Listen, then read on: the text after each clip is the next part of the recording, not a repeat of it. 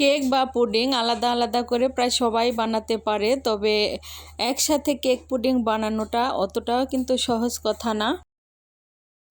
Hello everyone, আসসালামু আলাইকুম। কাছেও দূরে যে যেখান থেকে আমার ভিডিওটি দেখছেন সবাইকে জানাই আন্তরিক শুভেচ্ছা ও অভিনন্দন। আজকে আমি তৈরি করব কেক পুডিং, সেই রেসিপিটি আপনাদের সাথে শেয়ার করব। ফার্স্ট টাইম কেক পুডিং বানিয়েছি, আলহামদুলিল্লাহ এটা এতটা ভালো হবে ভাবতেও পারি নাই। মাশাআল্লাহ, আলহামদুলিল্লাহ, দেখতে যেমন সুন্দর হয়েছে খেতেও কিন্তু তেমনই অসাধারণ হয়েছে কেক পুডিংটি। এটি বানানোর জন্য প্রথমে আমি এখানে ক্যারামেল বানিয়ে নিব। তার জন্য 4 টিস্পুন চিনি দিয়েছি এবং দিয়ে দিয়েছি 1 টিস্পুনের মতো পানি। চিনি গলতে শুরু করলে এবং কালারটা চেঞ্জ হয়ে আসলে চামচ দিয়ে নেড়ে দিয়েছি এবং তারপর যখন আমার পছন্দ মতো কালার এসেছে সে পর্যায়ে আমি চুলা অফ করে দিয়েছি। এখানে 2টি ডিমের কুসুম আলাদা করে নিয়েছি এবং সাদা অংশটা আলাদা করে নিয়েছি। এরপরে সাদা অংশটা একটা হ্যান্ড উইক্সের সাহায্যে ফোম করে নিব। আপনারা খুব ভালোভাবে খেয়াল করে দেখবেন, এখন পর্যন্ত এখানে আমি চিনি দেই নাই, কারণ চিনি দিলে ফোমটা ভালোভাবে হয় না। একটা পর্যায়ে এরকম ফোম হয়ে আসলে এই পর্যায়ে আমি 2 টেবিল চামচ চিনি দিয়ে দিলাম। এরপর আবারও ভালোভাবে বিট করতে থাকবো। ফোমটা যতক্ষণ পর্যন্ত হ্যান্ড উইক্সের সঙ্গে লেগে না থাকে বা ফোমটা যতক্ষণ পর্যন্ত নড়াচড়া না করে ততক্ষণ পর্যন্ত ফোম করতে থাকবো। আবারও এখানে আমি 3 টেবিলের মতো চিনি দিয়ে দিয়েছি, তারপর আবারও ফোম করতে থাকবো। চিনিটা আপনারা যে যার মতো স্বাদ অনুযায়ী দিয়ে দিতে পারেন। এখন দেখুন হ্যান্ড উইক্সের সাথে ফোমটা উঠে আসছে, লেগে আছে, তার মানে এখন ফোমটা করা হয়ে গিয়েছে। এই পর্যায়ে আমি বেকিং সোডা দিয়ে দিলাম 1/2 টিস্পুন। এখন একটি ছাঁকনি নিয়েছি এবং এখানে 1/4 টিস্পুন সোডা দিয়ে দিয়েছি। এখন এখানে 6 টিস্পুন ময়দা দিয়ে দিব।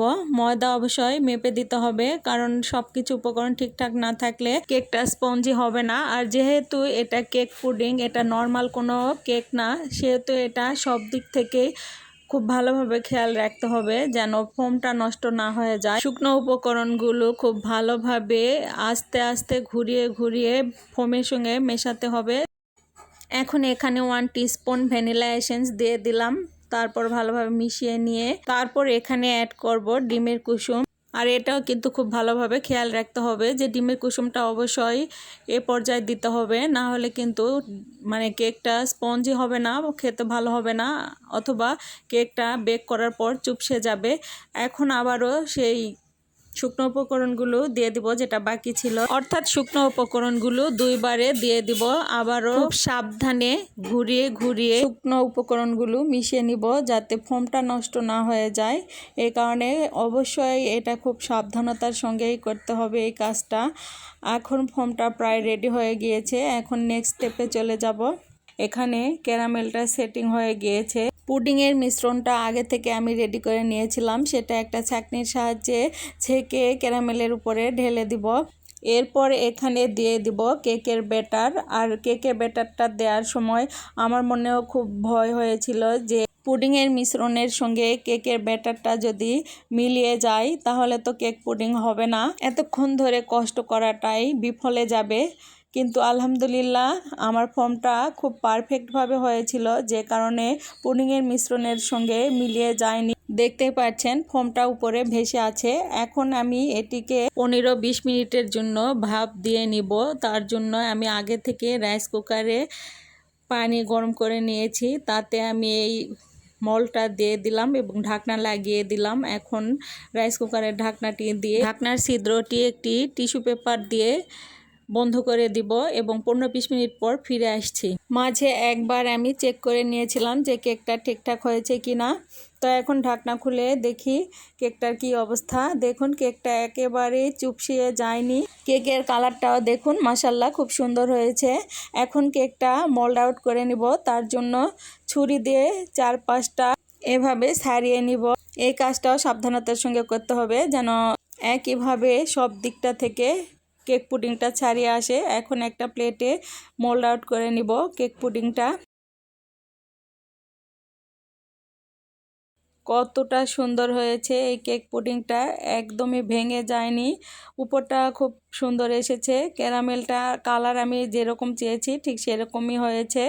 আপনারা চাইলে ক্যারামেলের কালারটা যদি আরও বেশি গাঢ় কালার নিতে চান তো সেই ক্ষেত্রে ক্যারামেলটা যখন করবেন তখন এটির কালারটা আপনাদের ইচ্ছা মতো করে নিতে পারবেন। চারপাশটা দেখুন কতটা সুন্দর হয়েছে। এখন একটু কেটে দেখাই।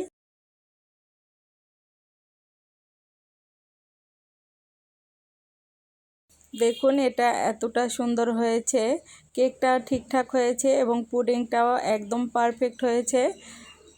আর এটি দেখতে এতটা অসাধারণ হয়েছে যে আমি নিজেই তো অবাক হয়ে গিয়েছি যে আমি ফার্স্ট টাইম কেক পুডিংটা পারফেক্টভাবে করতে পেরেছি। আসলে মানুষ চেষ্টা করলে সব কাজই পারে, কোনোটাই না পারা থাকে না। একজন মানুষের চেষ্টার উপর সব কিছু নির্ভর করে। প্রচণ্ড গরমে এরকম একটি কেক পুডিং বানিয়ে ফ্রিজে সংরক্ষণ করে যখন তখন বের করে ঠান্ডা ঠান্ডা কেক পুডিং খেলে কিন্তু বেশ লাগে, মন প্রাণ দুটি জুড়িয়ে যায়। আজকে ভিডিওটি যদি ভালো লেগে থাকে তাহলে লাইক কমেন্ট করবেন। ফেসবুক পেজ থেকে দেখলে পেজটিকে ফলো করে দিবেন এবং ইউটিউব চ্যানেল থেকে দেখলে চ্যানেলটিকে সাবস্ক্রাইব করে দিবেন। আজকের ভিডিওটি এ পর্যন্তই। নতুন কোনো ভিডিও নিয়ে আবারও দেখা হবে আপনাদের সাথে। সে পর্যন্ত ভালো থাকবেন, সুস্থ থাকবেন, সবাই আমার জন্য দোয়া করবেন। আল্লাহ হাফেজ।